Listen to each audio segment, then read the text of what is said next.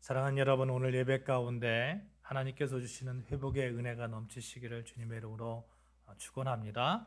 아멘. 현재 우리는 여러 가지 위기에 직면해 있는 것이 사실입니다. 세계적으로도 그렇죠. 러시아가 우크라이나를 이렇게 침공했는데 그 침공한 사실에서도 알 수 있듯이 이 신냉전 시대가 이렇게 진입하고 있는 것을 우리가 알 수 있습니다.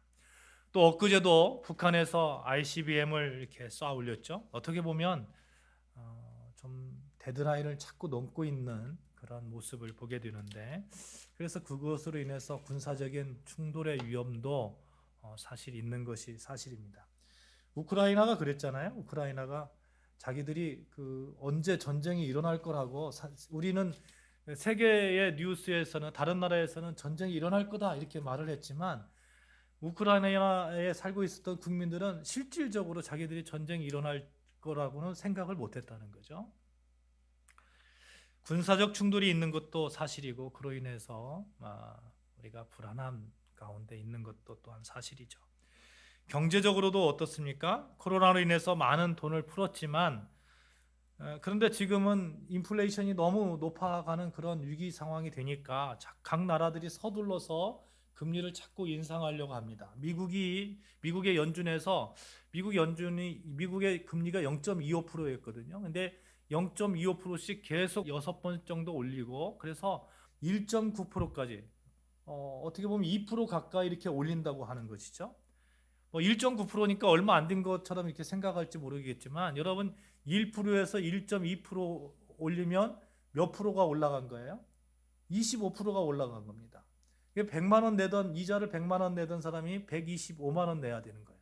이 0.25%에서 1.9%까지 올라가면 몇 프로가 올라가는 거예요? 그렇죠?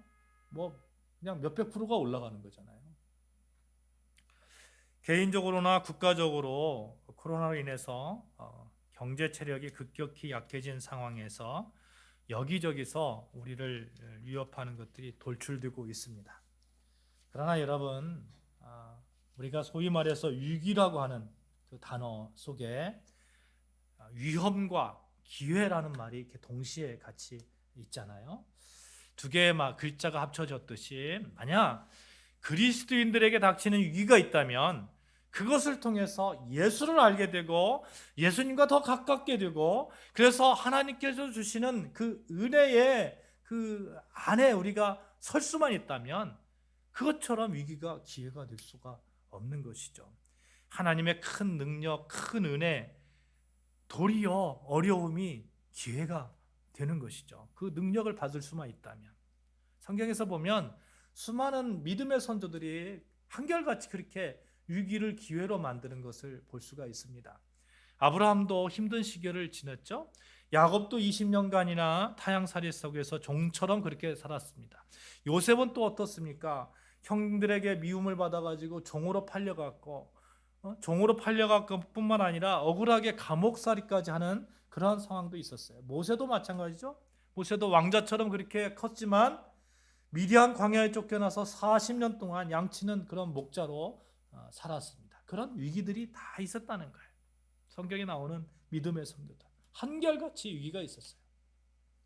그런데 그 위기를 통해서 하나님과 더 가깝게 되고, 그 위기를 통해서 하나님께 더 크게 쓰임 받았다는 그 사실, 우리가 기억해 봐야 한 것이죠.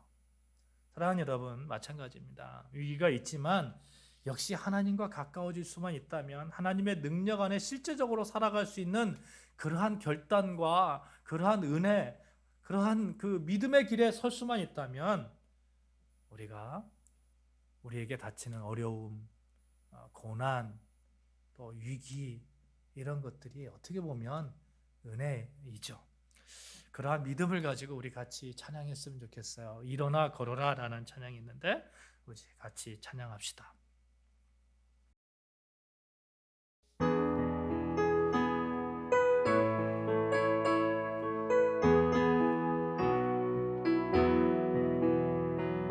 나의 등 뒤에서 나를 도우시는 주,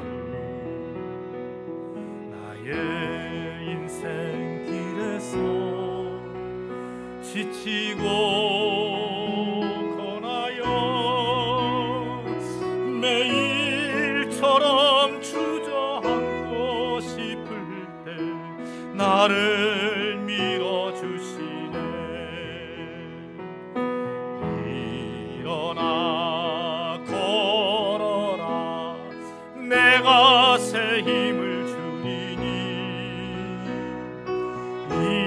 일어나 너 걸어라, 내 너를 도우리. 나의 등 뒤에서 나를 도우시는 주. 평안히 길을 갈 때 보이지 않아도 지치고 고나여 넘어질 때면 다가와 손 내미시네. 일어나 걸어라, 내가 새 힘을 주리니. 일어나 너 걸어라, 내 너를 도우리. 나의 등 뒤에서 나를 도우시는 주. 때때로 뒤돌아보면 여전히 계신 주. 잔잔한 미소로 바라보시며 나를 재촉하시네. 일어나 걸어라, 내가 새 힘을 주리니. 일어나 너 걸어라, 내 너를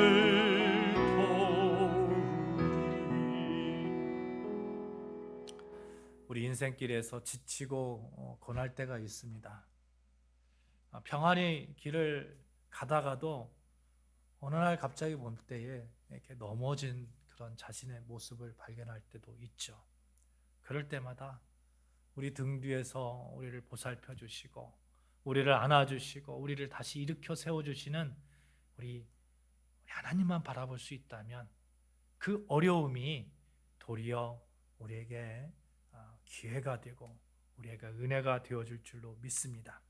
오늘 본문에 보면 우리가 위기 가운데 또 절망 가운데 어떻게 일어날 수 있을까? 어떻게 우리가 새 힘을 얻을 수 있을까? 이렇게 힌트를 제공하고 있습니다. 우리가 이 보배를 질그릇에 가졌으니 이는 심히 큰 능력은 하나님께 있고 우리에게 있지 아니함을 알게 하려 함이라. 큰 능력이 있어요. 큰 능력이. 하나님의 능력이 있습니다. 그 능력이 우리에게 있는 것이 아니라 하나님께 있다고 오늘 본문에서 말하고 있어요. 그러면서 우리 자신에 대해서, 여러분과 저에 대해서 이렇게 말하고 있는 그런 그 한 단어가 있는데 질그릇이라는 거예요. 질그릇. 우리의 존재를 깨지기 쉬운 약하고 약한 그 질그릇에 표현하고 있습니다. 위기 앞에 두려움에 떨 수밖에 없고 주저앉을 수밖에 없고 언제든지 깨질 수밖에 없는 그러한 질그릇, 여러분과 저라는 거예요. 질그릇, 여러분 그렇게 귀한 그릇이 아니잖아요. 아무런 음식이나 물건이나 그냥 덤성덤성 담을 수밖에 없는 그런 투박한 그릇입니다. 그런데 이 질그릇에 전혀 의외로 보배를 담았다는 거예요. 보배를. 질그릇에 보배를 품었습니다. 그러니까 이 질그릇이 이제 보배를 품은 그런 그릇으로 변화된 것이죠. 이 보배로 인해서 하나님의 큰 능력을 알게 되고 그 능력으로 살 수 있다고 말하고 있는 거예요. 여러분, 이것이 우리의 정체성입니다. 여러분과 제가 넘어질 수 있고 위기 가운데 닥쳐서 두려움 가운데 설 수 있지만, 깨지기 쉽지만 그러나 역시 예수 그리스도 그 보배를 담고 있기 때문에 우리는 하나님의 능력 안에 설 수 있는 것이죠. 사실 여러분, 우리의 정체성을 따져볼 때에 물질로만 따진다면 그렇게 초라할 수가 없습니다. 인간의 몸을 어떤 분이 화학 성분으로 이렇게 나누어 보았다 합니다. 근데 칼슘, 인산, 칼륨, 나트륨, 마그네슘, 철과 구리 뭐 이런 쭉 나눠봤는데 그것을 다 합쳐가지고 이게 재물 돈으로 이렇게 계산을 해보니까 한 2,000원 정도, 1,800원 정도 이 정도밖에 안 된다는 거예요. 오늘 본문을 통해서 본다면 우리 몸값을 질그릇으로 표현하고 있어요. 질그릇의 값이 얼마나 그렇게 많이 나갑니까? 값어치가 없잖아요. 그냥 어디서든 구할 수 있는 그런 흙으로 만든 그릇입니다. 그런데 이렇게 가치 없는, 값도 얼마 나가지 않는 존재가 귀한 대접을 받을 수 있는 그 근거, 보배를 담았기 때문이다. 그 보배, 우리는 질그릇의 보배를 가진 사람입니다. 예수 믿는 사람은 그 물건값으로 그렇게 따져지는 사람이 아닙니다. 우리 속에 무엇을 담고 있느냐 하는 것으로 따져지는 거예요. 예수님이 계시고 주님의 보혈로 값주고 산 그 거대한 은혜가 여러분과 저 안에 담겨져 있는 것입니다. 이것을 깨닫고 나면 내 자신이 그렇게 귀한 존재로 보일 수밖에 없죠. 또 옆에 계신 우리의 성도들이 귀한 존재로 보일 수밖에 없는 것입니다. 예수를 담고 있어서 하나님의 큰 능력으로 살아갈 수 있는 그 존재, 귀한 존재. 그래서 오늘 본문 8절 9절에 이렇게 말씀하고 있어요. 우리 같이 읽겠습니다. 8절 9절 같이 읽습니다. 시작. 우리가 사방으로 우겨쌈을 당하여도 쌓이지 아니하며 답답한 일을 당하여도 낙심하지 아니하며 박해를 받아도 버림받지 아니하며 거꾸로 트림을 당하여도 망하지 아니하며. 사랑하는 여러분, 강력하게 바울이 선포하고 있는 거죠. 우리가 사방으로 우겨쌈을 당할 수 있다. 답답한 일을 당할 수 있다. 낙심할 수 있다. 박해를 받을 수 있다. 버림받은 것처럼 느껴질 수 있다. 거꾸로 트림을 당할 수 있다. 그러나 우리가 망하지 않는다. 예수를 담고 있어서. 믿음의 선조들이 한결같이 그렇게 신앙생활을 했습니다. 10절에 보면 우리가 항상 예수의 죽음을 몸에 짊어짐은 예수의 생명이 또한 우리 몸에 나타나게 하려 함이라. 말씀을 눈여겨보십시오. 우리가 예수를 담고 있는 질그릇인데 예수의 어떤 것을 담고 있습니까? 예수의 죽음, 예수의 죽음, 예수의 생명 담고 있다는 거예요. 예수의 죽음이 무엇이에요? 예수의 죽음이 십자가상에서 우리의 모든 죄를 다 짊어지고 가신 그 죽음이잖아요. 나의 가난도, 나의 두려움도, 나의 그 아픔도, 나의 못남도 다 짊어지고 십자가에 그 죽으신 그 예수님이시잖아요. 그래서 우리는 이제 새롭게 이렇게 새 생명으로 새 것이 되었습니다. 그런즉 누구든지 그리스도 안에 있으면 새로운 피조물이라. 이전 것은 지나갔으니 보라 새 것이 되었더라. 완전히 또 새 사람이 된 보배가 되었죠. 베드로전서 2장 9절 말씀을 보면 너희는 택하신 족속이요 왕 같은 제사장들이요 거룩한 나라요 그의 소유가 된 백성이니 라고 말씀하고 있습니다. 우리가 그런 존재입니다. 질그릇 같은 존재이지만 예수 그리스도를 보배로 품어서 예수의 죽음을 보배로 품어서 예수의 생명을 우리가 품고 있어서 이제는 우리는 거룩한 나라고 왕 같은 제사장이고 하나님 나라의 백성들, 완전히 새 것이 된 그런 여러분과 저희입니다. 그래서 오늘 뒤에 보면, 본문 뒤에 보면 고린도후서 6장에 보면 이런 말씀이 있어요. 6장 9절 10절에 보면 무명한 자 같으나 유명한 자요, 죽은 자 같으나 보라 우리가 살아있고, 징계받은 자 같으나 죽임을 당하지 아니하고, 근심하는 자 같으나 항상 기뻐하고, 가난한 자 같으나 많은 사람을 부유하게 하고, 아무것도 없는 자 같으나 모든 것을 가진 자로다.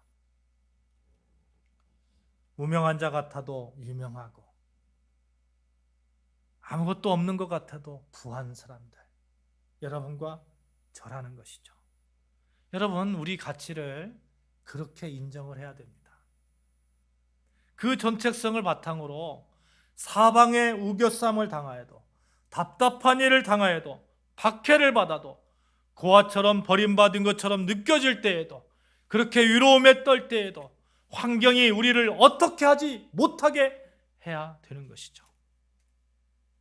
이제 우리는 내가 비록 질그릇이라도 나는 보배롭고 존귀한 존재임을 알고 하루하루 그렇게 하나님의 큰 능력으로 살아가면 되는 것입니다. 본문 10절에 예수의 죽음, 예수의 생명 이렇게 말씀하는데, 좀 더 이렇게 더 들어가면 이런 말씀이 있잖아요. 고린도전서 15장 30절에 나는 날마다 죽는다라는 말씀이 있고, 갈라디아서 6장 17절 말씀에 내 몸에 예수의 흔적을 지니고 있다, 이런 말씀이 있잖아요. 우리는 날마다 죽는 거예요. 날마다. 예수와 같이, 예수 십자가와 같이 날마다 옛사람을 죽여버리는 거예요. 내 모든 죄를 죽이고, 내 두려움을 죽이고, 내가 쓰러졌던 그 모든 그 아픔들을 죽이고, 그래서 새롭게 새 생명으로 이렇게 매일매일 부활하는 겁니다.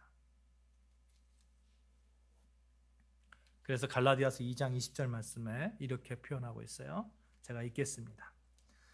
내가 그리스도와 함께 십자가에 못 박혔나니 그런즉 이제는 내가 사는 것이 아니요 오직 내 안에 그리스도께서 사시는 것이라.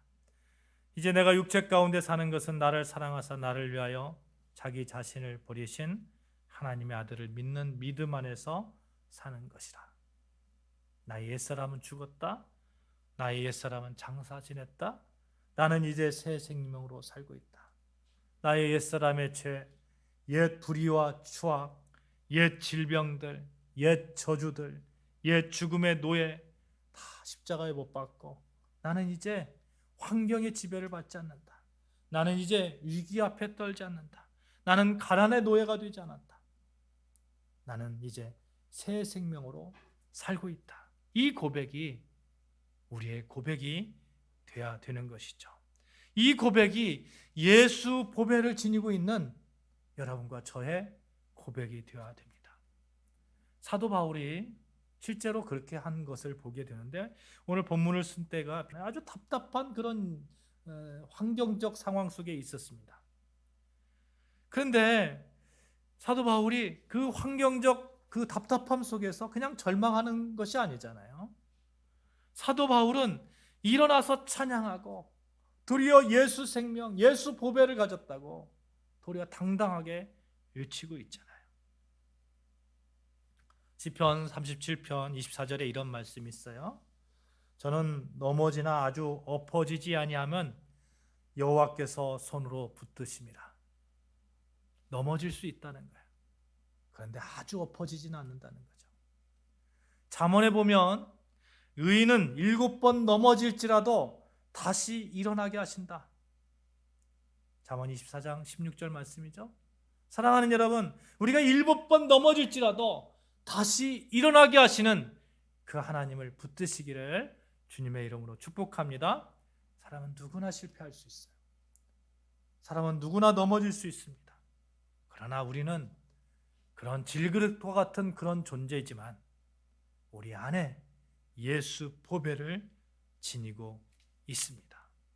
예수 생명을 지니고 있고, 예수의 능력을 지니고 있고, 그래서 하나님의 큰 능력 안에서 우리가 살아갈 수 있는 그러한 자격이 주어졌습니다. 사순절이죠. 예수 십자가의 부활을 묵상하는 기간입니다. 죽었으나 다시 살아나는 능력이 십자가의 부활입니다.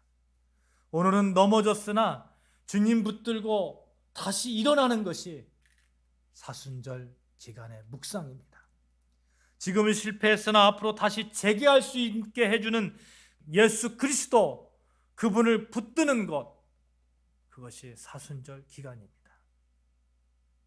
우리가 이 보배를 질그릇에 가졌으니 이는 심히 큰 능력은 하나님께 있고 우리에게 있지 아니함을 알게 하려 합니다. 질그릇에 불과한 우리지나 무능하고 버림받은 인생이 아니라는 것이죠. 우리 속에는 보배가 담겨져 있고 그래서 심히 큰 하나님의 능력으로 살아가는 것입니다.